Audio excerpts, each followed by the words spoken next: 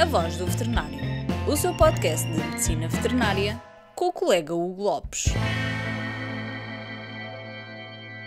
Olá a todos e bem-vindos à Voz do Veterinário, o seu podcast de medicina veterinária produzido pelo Sindicato Nacional dos Médicos Veterinários. Hoje, para o nosso terceiro episódio, temos como convidado Eurico Cabral, o coordenador do Sistema de Identificação de Animais de Companhia, que vem falar sobre o lançamento do SIAC 2.0. Boa tarde, Eurico. Boa tarde. Quero começar por dar os parabéns ao Eurico, que hoje completa 11 anos de trabalho no Sindicato dos Médicos Veterinários e que certamente terá muitas histórias para contar acerca desse assunto. 11 anos é bastante tempo, Eurico. Como é que veio aqui parar? 11 anos é muito tempo. Vim por um total acidente. Eu trabalhava em organização administrativa noutra empresa e uma pessoa que prestava assessoria ao sindicato, já no quadro do CIRA, convidou-me e eu aceitei vir trabalhar para o sindicato. E aqui fui ficando, sempre com funções essencialmente na gestão do CIRA e depois mais tarde do SIAC. E onde ajudei à reorganização dos vários serviços e às várias transformações que ele sofreu ao longo do tempo.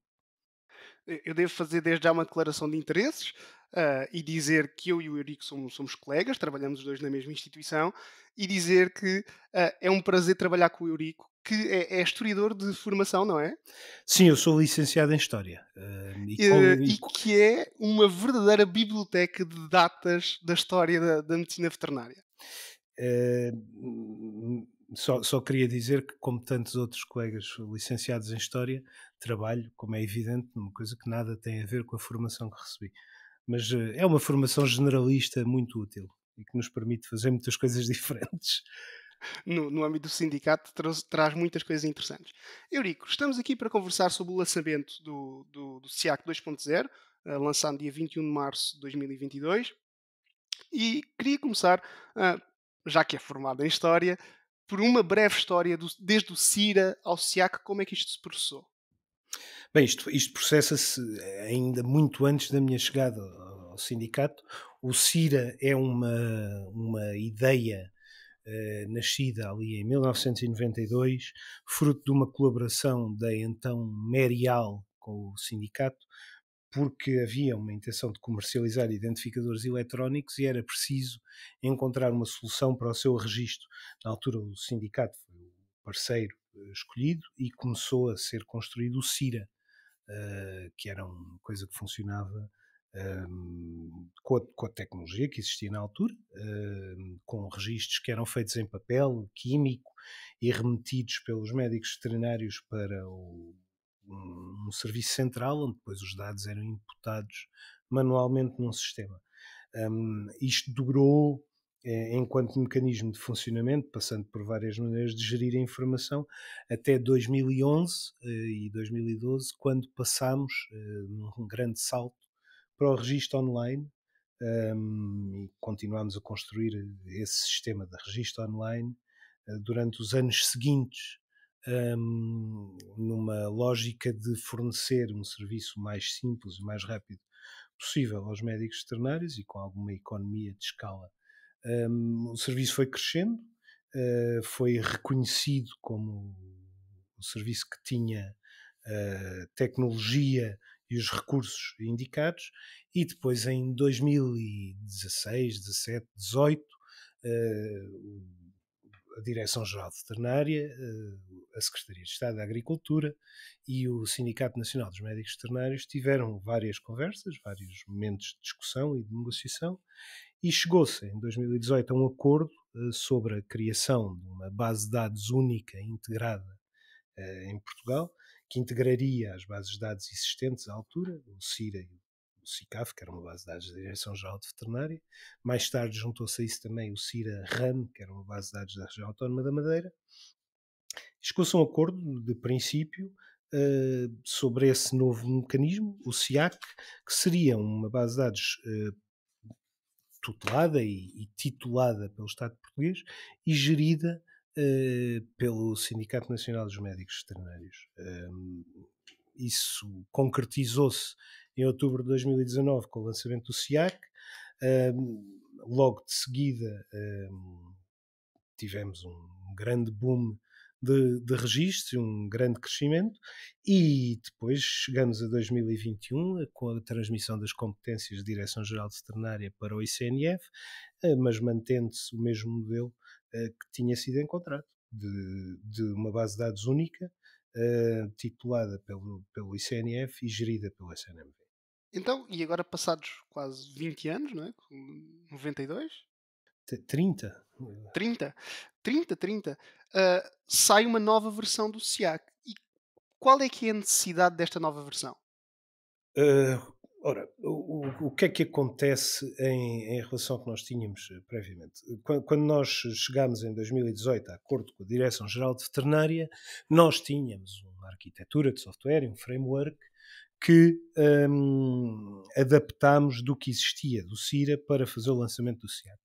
Portanto, para todos os efeitos, o software que nós estávamos a usar até ao passado dia 20 de março era o software que tínhamos construído para o CIRA, com alguma adaptação às exigências colocadas pela existência do SIAC. Era um software que não dava resposta a algumas determinações que estão expostas na lei, neste caso no Decreto-Lei 82 de 2019, que é o decreto que funda o SIAC, e estávamos a trabalhar em algumas áreas no limite do que a arquitetura instalada permitia fazer.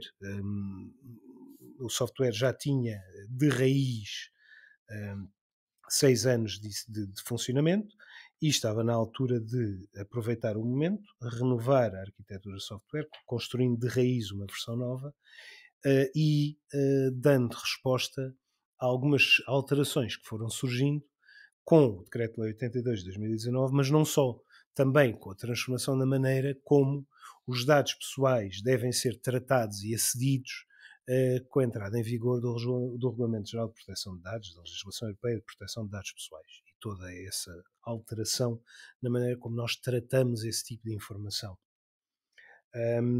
Durante o fim do ano 2020, começaram a ser construídos os requisitos e esta versão do SIAC, que agora está em funcionamento, demorou a maior parte do ano 2021 a ser construída. O lançamento oficial foi agora no dia 21 de março. Foi feita uma sessão de esclarecimentos, que teve alguns percalços, mas que agora já está online e pode ser consultada por todos. É verdade, eu peço desculpa por interromper, de facto tivemos alguns problemas técnicos nessa sessão. Primeiro tivemos a necessidade de adiar, porque havia uma alteração da infraestrutura que íamos usar de autenticação e precisávamos que fosse esclarecida. Depois, quando finalmente conseguimos ter uma data para que essa sessão decorresse, tivemos infelizmente alguns problemas técnicos e desde já transmito a desculpa dos nossos serviços por isso ter acontecido. Substituímos a versão que foi gravada ao vivo por uma versão gravada a posteriori para eliminar esses mesmos problemas técnicos. E que se pode encontrar no YouTube e também através do nosso Facebook. A comunicação deste novo SIAC foi feita sobretudo em 4 domínios. Decidiu-se fazer em 4 áreas. A primeira foi as alterações de layout. O que é que este novo SIAC trouxe novo em termos de layout?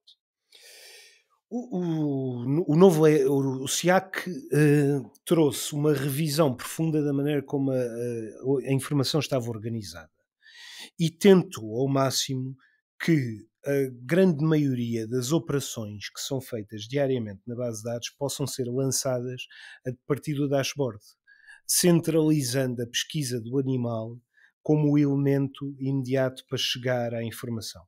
O dashboard é logo aquela primeira página. É a primeira página quando entramos. No fundo, tentámos que toda a informação imediata de gestão de processos e de pesquisas pudesse ser logo feita nessa página inicial. Foi criado também um mecanismo de notificações mais completo, que é uma coisa que não existia antes. Foi renovado todo o mecanismo de interação, de lançamento dos pedidos de suporte dentro do sistema. Foi integrada de uma forma um bocadinho mais racional a gestão também da rastreabilidade, que é uma novidade que chegou na segunda metade de 2021, a rastreabilidade dos transponders no tecido comercial, e tentámos que, em termos de layout, o máximo possível de operações pudessem ser feitas e controladas a partir do dashboard inicial, para que o fluxo de trabalho exija o mínimo de cliques possível para chegar a um registro. Uma questão importante, agora que o Eurico fala nisso, ah, num minuto consegue-me sintetizar qual é que foi esta necessidade da rastreabilidade que também deu pano para mangas? Okay. A rastreabilidade está prevista no artigo 7º do Decreto-Lei 82 de 2019. O Decreto-Lei previa que todos os titulares de autorizações de introdução no mercado tivessem que rastrear as importações ou fabrico de transponders, das suas numerações, até aos médicos veterinários ou às entidades autorizadas a detê-los no SIAC. Portanto, previa, ainda sem uma ideia muito clara como é que isso se fazia tecnicamente, que os transponders tinham que ser rastreados desde a sua entrada no país por importação, porque, tanto quanto sei, não há fábrica em Portugal, até aos médicos veterinários ou às entidades responsáveis pela aplicação dos transponders nos animais de companhia. Qual é que era o Obrigava. objetivo? O E qual é que era objetivo, o o objetivo? objetivo é muito simples. O objetivo a longo prazo é controlar o mais possível o abandono animal. Portugal tem números que se situam quase ao nível do flagelo de animais que são encontrados com transponders implantados e sem qualquer registro dos mesmos em base de dados. Quando falamos disto, falamos de muitos milhares de animais nesta situação todos os anos. Esses animais acabam quase sempre nos circuitos dos alojamentos sem fins lucrativos, tanto nos centros de recolha oficial como nos alojamentos, nos abrigos de associações zoófilas, mas constituem um problema que tem que ter uma solução. E a solução que foi pensada pelo Estado português foi criar um mecanismo de rastreabilidade dos transponders. A numeração ser controlada para saber a quem foi vendido cada um dos transponders que entrou no país. A quem foi vendido, para poder identificar cada animal que aparece sem registro, pelo menos identificar qual foi o médico veterinário ou a entidade que adquiriu o transponder. Outra grande área de alterações do SIAC foi a questão da segurança. Que inovações em termos de segurança é que este SIAC traz? Este SIAC traz várias inovações que não estavam não existiam na versão anterior. Desde logo, a exigência da segurança nas passwords, não é? Que é uma coisa que não existia. A questão das passwords passarem a expirar com uma regularidade mais importante, que a expiração de passwords é uma política necessária em termos de segurança, mas traz-nos também coisas que são invisíveis. Há uma parte significativa do nosso trabalho que é invisível para os médicos veterinários e para os centros de atendimento médico-veterinários. Uma das coisas que traz é o reforço dos logs da base de dados, que nos permitem responder aos muitos pedidos que temos das entidades judiciais e policiais sobre acessos ao SIAC, e temos muitos. O facto de haver quase, e nós detectámos várias situações dessas, de liberdade de circulação de credenciais de utilização do SIAC, cuja existência nós temos que de alguma forma impedir ou cautelar ou mitigar. É a nossa responsabilidade garantir que o sistema e o seu acesso é o mais seguro possível. E Essa é sim, uma questão importante, porque nós muitas vezes não temos consciência, mas nós estamos a falar de uma base de dados bastante grande e que tem informações bastante sensíveis acerca das pessoas. é uma base de dados que tem neste momento 3 milhões assim de cabeça agora não sei, mas 3 milhões e 200 mil animais, mais ou menos, e que tem os dados pessoais de 2 milhões e 300 mil pessoas. Portanto, são muitas pessoas, são muitos animais e são muitos dados sobre os quais os nossos serviços são responsáveis e pela preservação dos quais os nossos serviços são responsáveis. Às vezes, e nós sabemos isso, não é essa a percepção que se tem do acesso dos centros de atendimento médico-veterinários, ou que se tinha, porque os acessos ao SIAC são segmentados. Ou seja, um acesso não vê a totalidade dos animais. Há muito poucas entidades e muito poucos utilizadores que tenham acesso à totalidade dos animais, e normalmente são os serviços sociais. Fora isso, a visão que um CAMV tem é dos seus clientes, dos animais que são identificados através do acesso do CAMV. E muitas vezes é-nos difícil transmitir que algumas medidas são tomadas porque temos um conjunto vasto de dados que tem que ser preservado. E essa é uma alteração face à versão anterior. Na versão anterior Esta é nós uma conseguíamos ter acesso a todos os dados dos titulares, por exemplo, ou aos vários animais dos titulares. Há aí uma questão que ainda está para revisão. Na versão anterior era possível a qualquer acesso ter a listagem de todos os animais de um dado titular.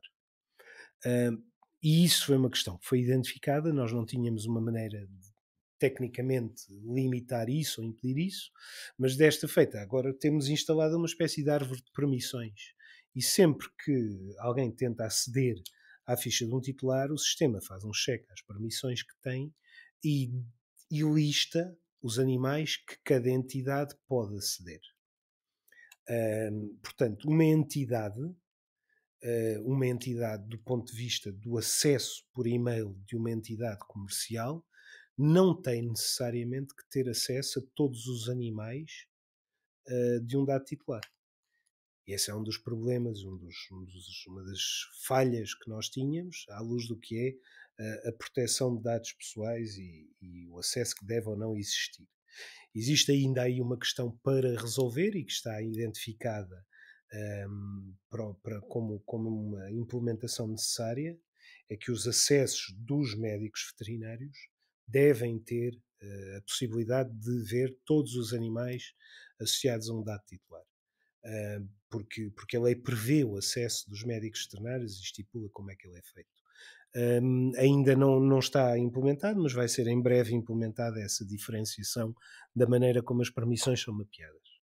Relativamente a essa questão dos médicos veterinários, existe uma clara blindagem agora nesta nova versão para assegurar um acesso específico de médicos veterinários. Ou seja, como é que surge esta ideia de fazer uma autenticação através da OMV e porquê é que há essa necessidade? Esta ideia surge a primeira vez que nós discutimos isto com a OMV foi em 2016, ainda no quadro do CIRA. Nessa altura, com uma ideia completamente diferente, em que a autenticação da ordem teria mais um intuito de certificação da possibilidade de realização do ato. Quando saiu o Decreto-Lei 82 de 2019, o quadro mudou um bocadinho, porque o Decreto-Lei 82 de 2019 é explícito em algumas coisas. E uma das coisas em que é explícito é que há atos cujos registros são responsabilidade do médico veterinário. A lei não prevê que o médico veterinário delegue o registro desses atos. A lei prevê que ele os execute. E quando isso surgiu, nós fomos falar com a OMV, falámos na altura com a Direção-Geral de Veterinária e chegámos a um acordo, mudámos aquela primeira discussão que tivemos com a OMV e achámos que a maneira mais fácil e mais simples de fazer isto era segmentar os acessos dos médicos veterinários. Ou seja, os médicos veterinários passarem a aceder ao SIAC, coisa que não acontecia até 21 de março. É importante que isto fique claro. Até 21 de março, quem acedia ao SIAC eram entidades.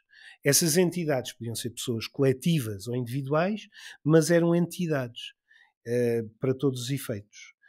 Os médicos veterinários não tinham nenhum acesso ao SIAC, mesmo que acedessem através de entidades que correspondiam aos seus números de identificação fiscal. A partir de 21 de março passaram a aceder diretamente ao SIAC e esses 3 atos que a lei prevê que sejam executados por médicos veterinários, e que são o registro do animal de companhia, o registro das profilaxias obrigatórias, e neste caso a única é a vacina antirrábica para a generalidade dos canídeos e agora para os gatos de programas SED, e as esterilizações e outras mutilações que afetem as características do animal. A maior parte dos quais serão esterilizações. Esses 3 atos só podem ser executados através dos acessos dos médicos veterinários. Por outro lado, ganharam-se aqui algumas valências para os médicos veterinários que não existiam antes. Até 21 de março, os acessos de entidades podiam agregar aos seus corpos clínicos os médicos veterinários e podiam executar, de alguma forma, registros recorrendo a essa agregação. E nós tivemos vários problemas com registros emitidos de forma indevida por terceiros e não com o conhecimento ou autorização dos médicos veterinários que os executaram. E que constitui crime público.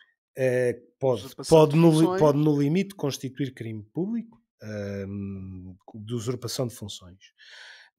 Faça isso. Agora está devolvido ao médico veterinário o controle das entidades às quais está ligado. E os atos que são da sua responsabilidade são controlados pelos acessos dos médicos veterinários. E essa é a segunda parte da questão. É que até 2019 havia atos no campo da identificação de animais de companhia que eram da responsabilidade dos médicos veterinários. Mas não havia um quadro sancionatório para quando os médicos veterinários incumpriam nessas responsabilidades. Isso não é verdade a partir de 2019.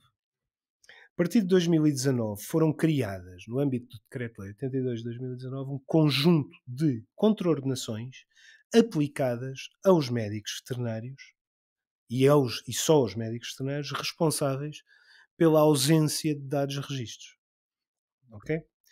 Isso é uma transformação. Esta questão da valorização do médico veterinário, que foi uma das áreas de comunicação acerca deste SIAC. Exatamente. O que é que acontece? Nós tínhamos uma situação em que, para todos os efeitos, os médicos veterinários estavam vulneráveis à existência de registros feitos em seu nome que os colocavam de alguma forma em incumprimento do que está exposto na lei.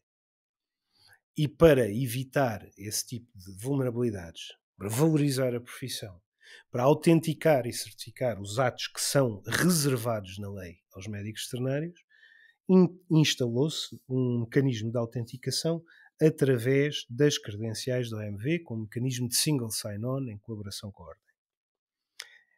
Achamos, e continuamos a achar, que este é o mecanismo mais simples que pode existir, que garante a execução dos atos pelos médicos veterinários, que dá aos médicos veterinários o controle dos atos que inscrevem no SIAC e que lhes dá o controle das entidades a que estão associados. Qualquer outra solução de autenticação terá consequências um bocadinho mais complicadas para a fluidez de utilização, porque equacionou-se uma solução de autenticação com chave móvel digital, que ainda não está completamente posta de parte para o futuro, e como que é sempre que os médicos usam, não é? Exatamente. Mas que é sempre mais prejudicial da fluidez de trabalho, porque já implica mecanismos de autenticação muito forte, mas que obrigam a algum domínio técnico por parte dos médicos veterinários. Se bem que, pelo que eu percebi, é um mecanismo que vai ser aplicado na plataforma de prescrição do medicamento veterinário. Relativamente à fluidez, foram feitas várias adições, novas funcionalidades. Consegue elaborar um bocadinho sobre as novas funcionalidades e pequenos detalhes que facilitam a vida do médico veterinário no preenchimento? Por exemplo, datas pré-preenchidas ou preenchimento letra a letra, à medida que nós vamos escrevendo, ele tenta completar aquilo que nós estamos a querer escrever. Esse tem sido um dos pontos mais difíceis de articular, porque o desenvolvimento muitas vezes não tem o resultado que nós esperamos. O SIAC integra um conjunto de bibliotecas de endereços que tenta autocomputar os dados que são imputados. Primeiro refina logo pelo código postal, desde que seja um código postal válido, e o SIAC só aceita códigos postais válidos. Só os válidos são só os que são emitidos pelos CTT. E tenta fazer o autocomplete de um conjunto de informação. Aquilo que efetivamente tem acontecido é que temos muitas queixas sobre a maneira como esse autocomplete funciona e as pessoas não conseguem usá-lo de forma correta, e também estamos aqui a tentar mudar um bocadinho a maneira como ele está implementado no sistema. O SIAC, isso eu não disse ainda anteriormente, o SIAC, além destes grandes desenvolvimentos e de grandes saltos que faz da tecnologia, tem permanentemente um programa de manutenção corretiva e evolutiva que continuamente refina aspectos da base de dados, alguns mais visíveis, outros menos visíveis para o utilizador. Mas mais do que propriamente a ajuda ao utilizador, nós tentamos simplificar processos, simplificar tabelas, reduzir o número de locais onde é preciso confirmar a informação, centralizar no animal toda a informação relativa às intervenções sanitárias que são feitas, sem necessidade de ir a outra tabela para obter os documentos. Todos os documentos que são necessários, cuja emissão é necessária para um animal, são emitidos no ecrã do animal. Todas as operações que são feitas sobre um animal são feitas no ecrã do animal. No fundo, poupar cliques e permitir que a entrada na ficha do animal resolva 99% das necessidades, ou permita escalar para um operador do SIAC quando não é possível resolvê-las imediatamente. E creio que teve uma boa aceitação. Quando foi posto online, houve sempre alguma resistência à inovação, que é costume, mas agora, passados 15 dias, creio que está a ter uma aceitação bastante boa e, e aumentou imenso o número de acessos, ou pelo menos era disso que se estava à espera. Sim, com a entrada dos médicos veterinários, nós estamos a roçar agora aos 30 mil utilizadores. De facto, entre as entidades, os médicos veterinários, as forças policiais, as entidades oficiais, como a de GAVA ou ICNF, e as juntas de freguesia, estamos a roçar neste momento os 30 mil utilizadores. E já passamos um momento de ter quase 3 mil utilizadores em simultâneo a executar operações no sistema. Ao início jogou-se uma certa lentidão do sistema, mas creio que agora já está maioritariamente resolvida. Estou correto? Sim. Ou... Mais uma vez, sim, neste momento o problema da lentidão está resolvido. Havia um problema que, mais uma vez, as coisas que equacionamos em desenvolvimento depois confrontam-se com a realidade e têm um impacto diferente do que estávamos à espera. Originalmente, o sistema de pesquisa do SIAC, no dia 21 de março, fazia pesquisas parciais, ou seja, à medida que o microchip era imputado na pesquisa, ele ia já realizando a query para tentar obter o resultado. O que é que aconteceu e que nós não previmos foi a carga e um conjunto muito vasto de utilizadores a fazer pesquisas simultâneas que eram muito latas, ou seja, pesquisar 620 e depois parar de digitar para ir ver o resto dos números do microchip faz com que o sistema pesquise o 620. Só que 620 há 2 milhões de animais. Exatamente. Portanto, quando confrontados com essa realidade, e de facto são cenários que não se conseguem, que idealizamos uma solução, funciona muito bem em testes e depois em carga não funciona.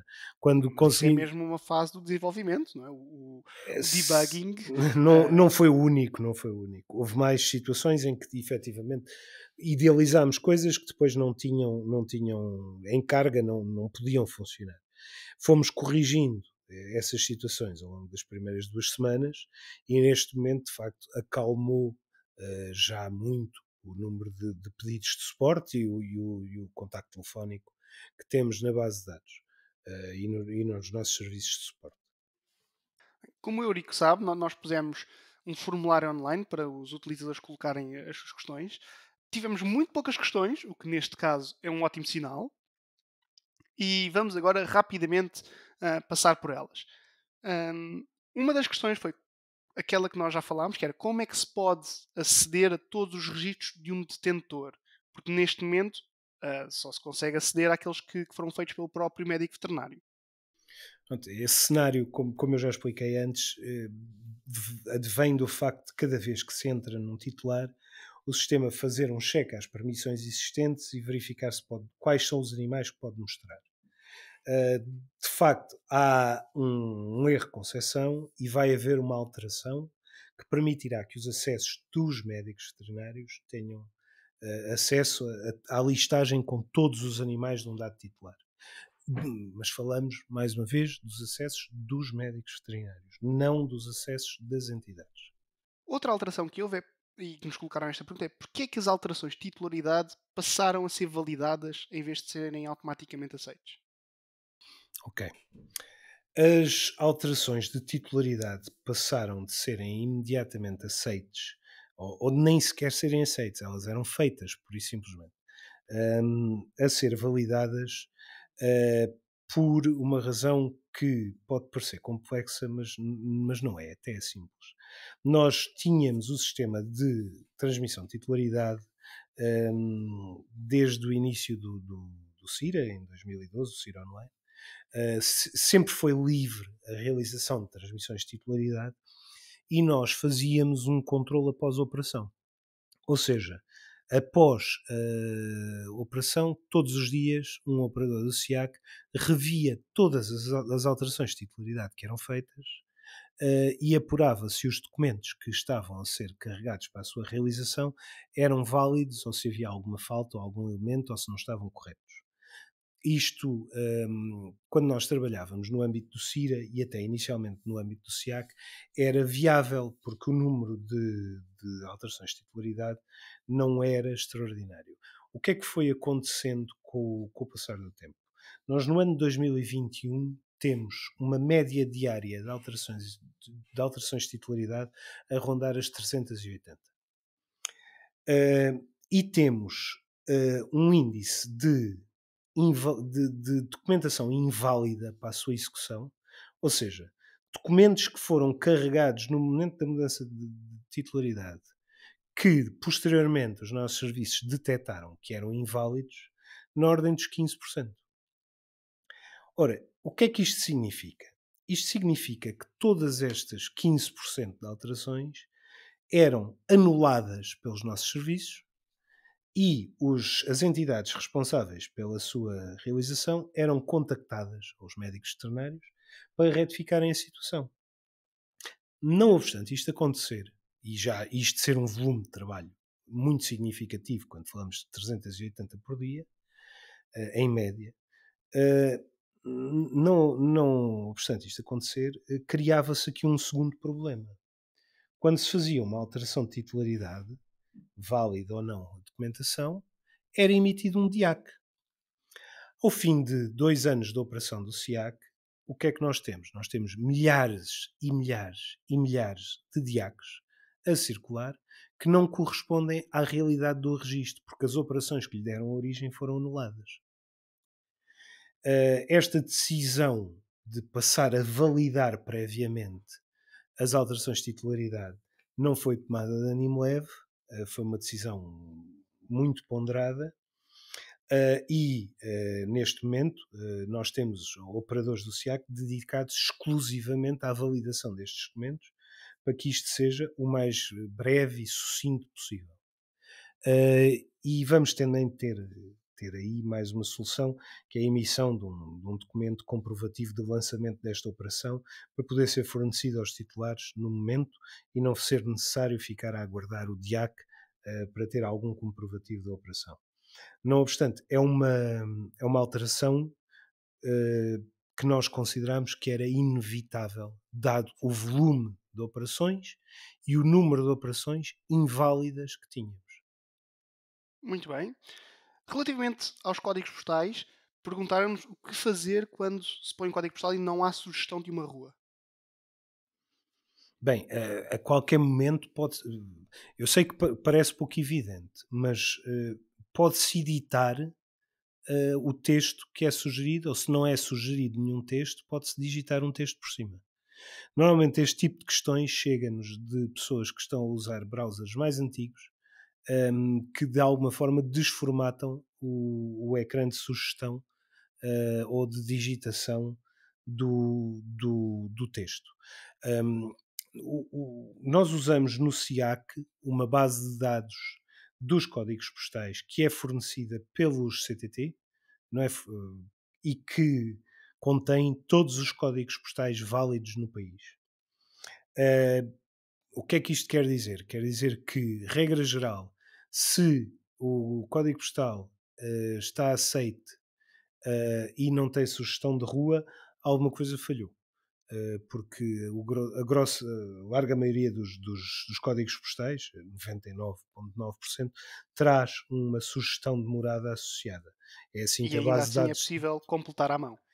e permite que seja editado. Até permite apagar a sugestão e digitar uma coisa completamente diferente. O sistema nisso é completamente editável. Acho que aí há mais uma confusão do utilizador ou o recurso a um browser antigo que de alguma forma está a mostrar o que um ecrã que não existe ou distorcer um ecrã. É possível pesquisar um animal pelo nome? É. É possível pesquisar um animal pelo nome. Não é possível no ecrã imediato da pesquisa. Se os utilizadores tiverem o sistema à mão, vão reparar que em quase todos os ecrãs de pesquisa livre há um botãozinho verde escuro com um triângulo invertido, que é um símbolo universal de filtro. Se clicarem na lista de animais no filtro, um dos filtros que está disponível é o nome. O que é que acontece? Quando nós temos uma base de dados com 3 milhões e 200 mil animais e é possível a qualquer utilizador, tendo o número de chip exato do animal, chegar ao registro do mesmo, as pesquisas têm que ter alguns mecanismos de salvaguarda. Caso contrário, não é possível gerir a carga no sistema. O nome teve que ser separado do resto das pesquisas, porque estamos a atingir uma massa crítica de registros que tornavam as pesquisas pelo nome no campo livre muito, muito, muito complicadas em termos de carga. O campo livre é usado para pesquisar o transponder do animal. Os filtros permitem chegar a soluções mais refinadas. Permitem pesquisar pela espécie, pela raça, pelo médico veterinário que identificou dentro da entidade, permitem pesquisar pelo nome, portanto, servem para filtrar sem recorrer ao mecanismo de pesquisa central. E reduz o âmbito da pesquisa aos animais a cujas permissões aquele dado utilizador pode pesquisar. Eurico, vamos consultar e ver qual é o nome mais comum de animais em Portugal. Se são as Ninas, se são as Meles, se são as Mias. Mas vamos ter que fazer esse ranking que eu estou curioso e vai ser uma batalha renhida. Nós já fizemos isso no âmbito do CIRA em tempos e podemos publicar essa informação outra vez. Vamos reeditar esse campeonato.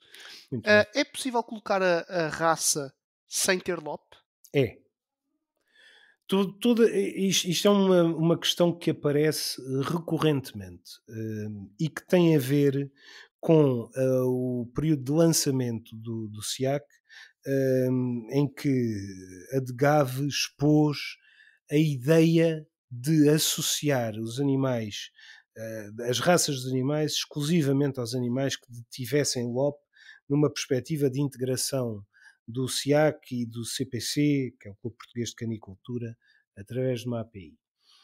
A ideia original e que foi veiculada em várias sessões de esclarecimento no país era que, no fundo, idealizava-se que um animal só fosse registado como sendo de uma raça se tivesse pedigree e que todos os outros animais fossem registados como tipo labrador, tipo podengo, tipo isto, tipo aquilo. No fundo, para separar as águas entre os animais que estavam efetivamente nos livros de origens e os que não estavam. Essa ideia não teve depois sequência, como é do conhecimento geral, não se avançou por aí e, entretanto, as competências de tutela do SIAC foram transmitidas da DGAV para o ICNF e, honestamente, eu não faço ideia de qual será a intenção do ICNF nesse campo ou se tem alguma. Ok. Eurico, estamos a aproximar do fim. Eu prometi a mim mesmo que iria ficar abaixo dos 45 minutos. Ok. Ahm, Faltam-nos apenas algumas questões. Eu vou É responder mais possível. rápido agora. O DIAC só fica disponível durante 24 horas para os donos? Para Originalmente download? sim, agora já são 48 horas. Temos muita reticência a aumentar esse prazo. Na versão anterior nós mandávamos os DIACs anexos ao e-mail. Isso é uma má política. O DIAC é um documento que é emitido a pedido do titular, que deve ser guardado pelo titular e que não deve ser reprodutível através de um e-mail